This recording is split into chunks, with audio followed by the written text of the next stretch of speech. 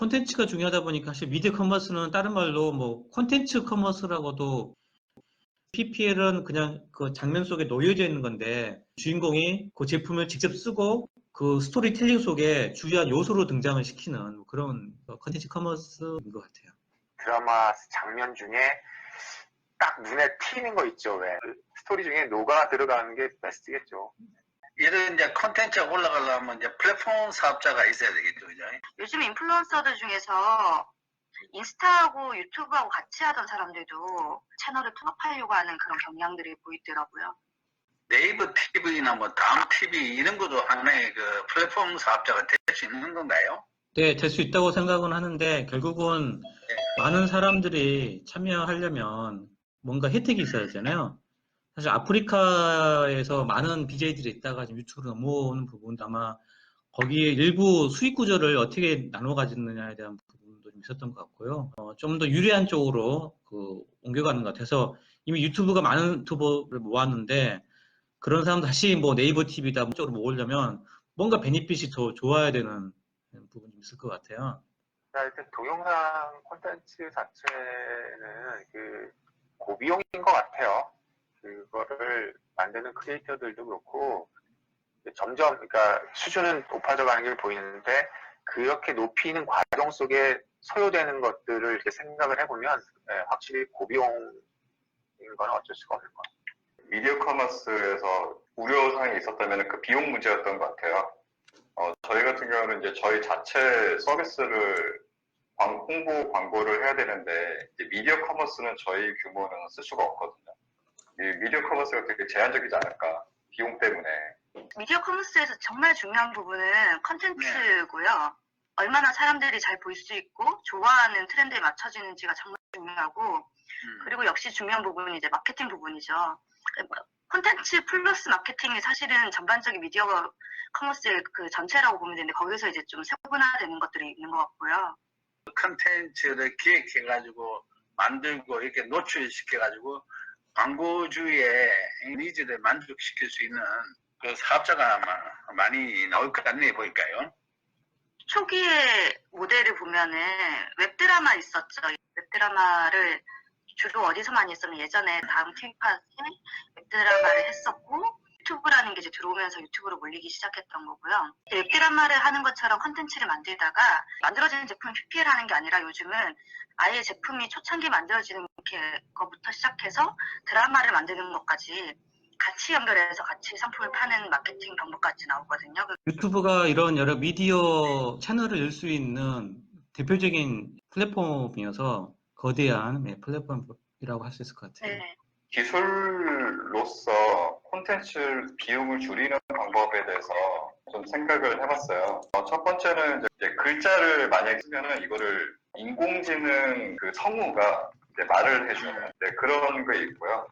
너무 많이 듣던 목소리면은 좀 재미가 떨어지잖아요. 그러니까 뭐 내 목소리를 만약에 인공지능화 시킨 다음에 TTS를 하면 좋잖아요. 뭐 그런 식의 연구도 많이 이루어지고 있고요. 그리고 이제 두 번째로는 지금 저희가 이렇게 카메라가 있는데 좋은 모습을 보이고 싶잖아요. 그리고 유튜브나 이런 게 좋은 모습이 나가지면 다 영상 클릭이 많고 그래서 이제 얼굴로 메이크업을 하고 하는데 이거를 또 자동 보정해주는 기술들이 계속 발전하고 있어요. 그래서 제가 그냥 아무런 노 메이크업을 하더라도 머리부터 뭐 눈썹, 얼굴 모든 것들, 뭐 옷까지도 또 세 번째로는 제 얼굴이 아니라 완전히 사람을 제 성별을 바꾼다거나 인종을 바꾼다거나 뭐 예를 들면 제가 동양인인데 미국에서 하려면 노랑머리에 화이트한 사람이 해야 되는 게 더 먹히잖아요.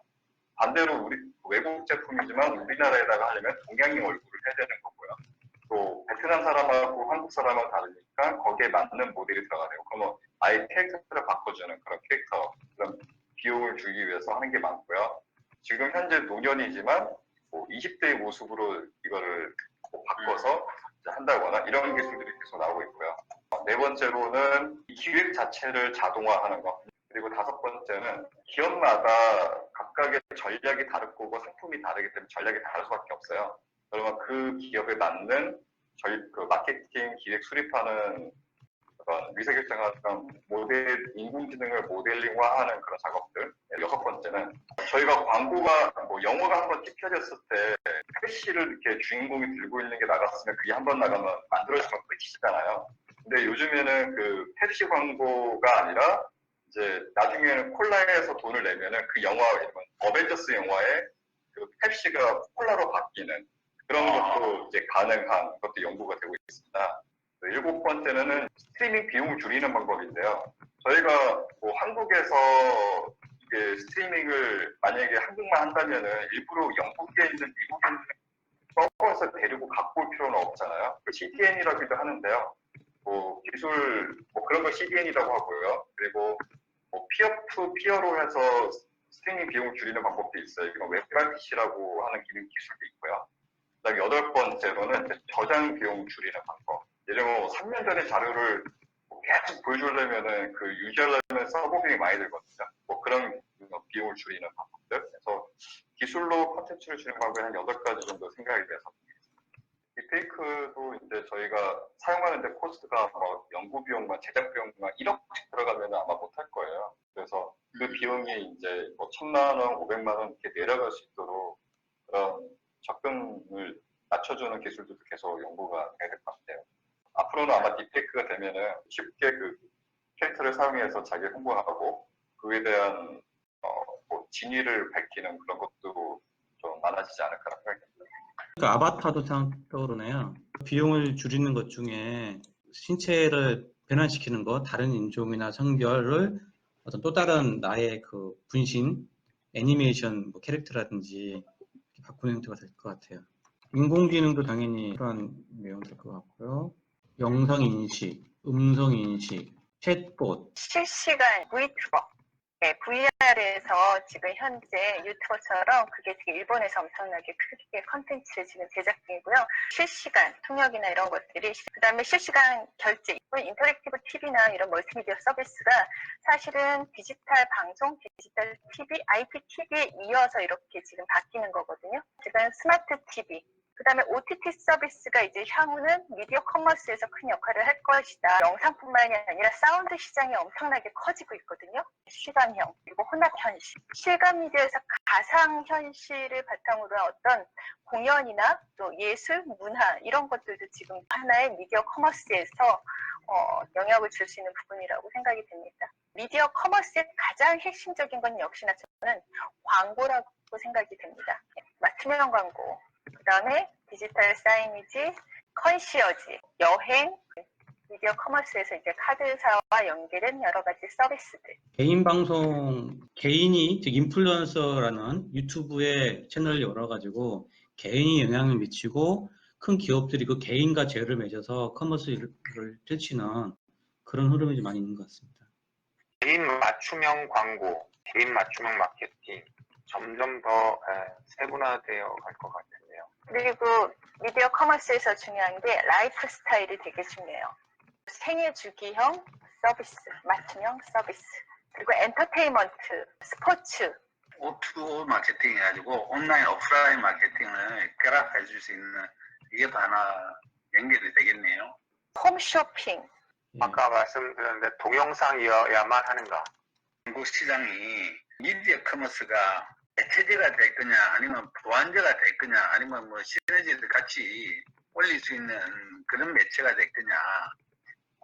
기존, 그러니까 TV가 혼자 다 가져왔다라면 이제 그걸 조금씩 뺏어가는 그런 양상? 광고 지출 예산이 분산이 될 것 같아요. 매체의 다양화 쪽으로 가지 않을까. 내가 계속 생각하는 게 전단지가 과연 죽을 건가 이 생각을 하거든요. 요즘 뭐 카톡이나 문자로 날라오는 게 전단지 아니에요? 가장 그 공략하는 것 중에 하나가 그 SSM이거든요. 슈퍼마켓. 이런 데는 오픈하면 보통 그 광고 홍보 비용으로 보통 한 최소 5천만 원에서 1억 써요. 이게 그 미디어 커머스나 이렇게 뭐 TV나 이런 쪽은 안 나오거든요. 적합하지 않아가지고. 그러니까 그런 시장은 있고, 예를 들면 또 기타의 시장도 있다, 이 생각이 들더라고요. 그러니까.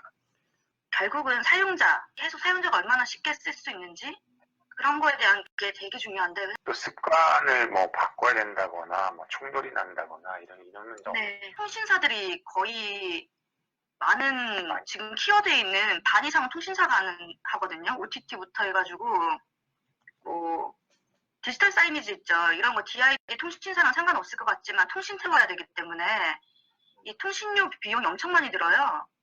그 S크린을 사용하면은. 그 결국 이러다 보면 서울시 버스 같은 경우는 KT에서 하죠. 뭐 이런 식으로 통신사 쪽에서는 이런 시장을 굉장히 많이 장악하고 있거든요. 그럼 개인 뭐 스타트업이나 어떤 회사에서 진입하기는 사실상 힘든 시장이에요.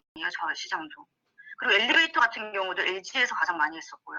미디어 커머스 영역에서 가상현실이 얼마나 빠르게 다가올지 몇 년 전에도 VR로 해서 쇼핑을 하더라고요. 그 예전에 세컨드 라이프 한참 유행했었잖아요. 그리고 이제 그게 지금 가상현실 다시 붐이 일으면서 그런 유사한 것들 페이스북이 하는 가상현실이 뭐 그런 유사할 수 있는데 그런 플랫폼들이 성장하면서 자연스럽게 이 미디어 커머스가 융합되면서 좀 갈 수 있을 것 같아요.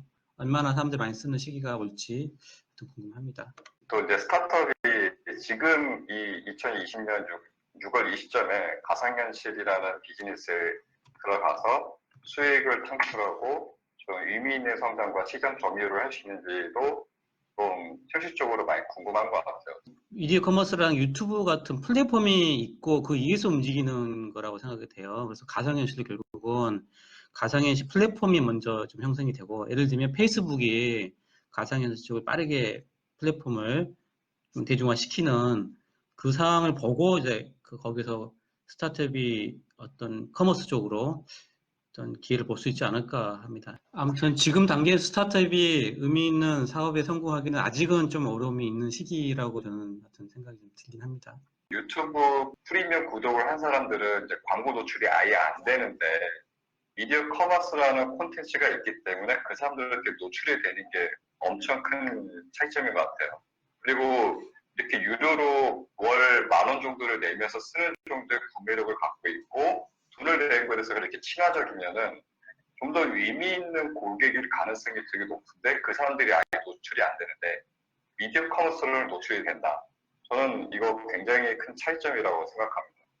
그 미디어 커머스는 컨텐츠를 마케팅이나 판매 채널로 활용하는 커머스인 거죠. 미디어를 활용한 광고 마케팅 전략?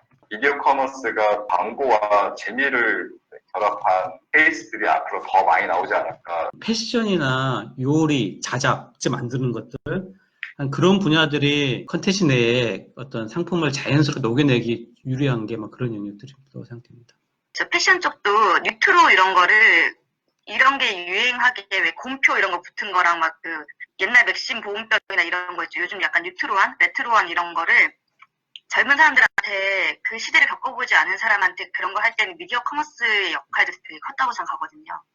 드라마나 영화, 개인 유튜버, 방송 컨텐츠에 이르기까지 다양한 미디어 컨텐츠를 통해 상품을 판매하는 서비스를 말한다. 영화도 있고 유튜브도 있고 여러 가지가 있을 수가 있죠. 요즘은 소셜미디어나 뭐 이런 것도 그러니까 인플루언서가 되게 중요한 것 같아요. SNS 생방송 드라마를 보면서 실시간 이렇게 상품을 주문할 수 있는 거. 인스턴트 소비? 그게 이제 결국 이미지 인식 필요하거든요. 이 제품이 뭔지 이미지 인식도 하고. 드라마를 보면서 거기서 바로 이제 그 네. 배우가 입은 그런 게 이제 그쵸. 오히려 웹 드라마에서는 가능한 거죠. 속성은 아까 경험, 재미, 스토리 뭐 3개 정도 적었는데요. 숏 클립 플랫폼 그리고 다양화, 뭐 세분화 이런 것들. 트렌드의 변화 이런 거죠. 그 트렌드라는 게 컨텐츠의 주요 하나의 요소인 것 같아요. 사람들의 관심을 끌어모을 수 있는 부분이기 때문에 예, 미디어 커머스가 주는 가치는 새로운 비즈니스 기회 확대 정도로 제가 봤습니다. 유튜브 광고로 노출되지 않는 사람들이 컨텐츠로 통해서 노출시킬 수 있다는 거. 고객들은 돈을 쓰시는 분들이 가능성이 높고 그 기업의 의미 있는 고객일 수 있다. 유튜브 그냥 광고로서 할 수 없는 고객들을 선택할 수 있다라는 가치가 있는 것 같아요. 융합 비즈니스 컨텐츠 기획. 상품 기획 때부터 같이 해서 만들어내는 경우가 있었죠. 유명인이 아니어도 오히려 평범한 개인이 인플루언서가 될 수 있는 어떤 하나의 더 기회가 되고, 이걸로 인해서 상품을 판매의 효과까지.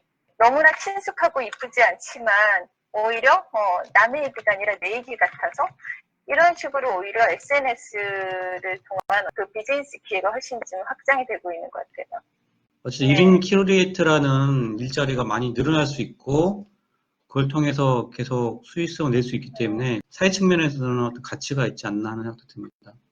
내가 판매하고자 하는 타겟을 어떻게 찾아낼 건가? 유튜브 알고리즘이 그런 부분 좀 잘해주고 있는 것 같아요. 제가 만약에 수산물을 검색을 하면은 수산물 관련된 것들이 막 노출이 되거든요.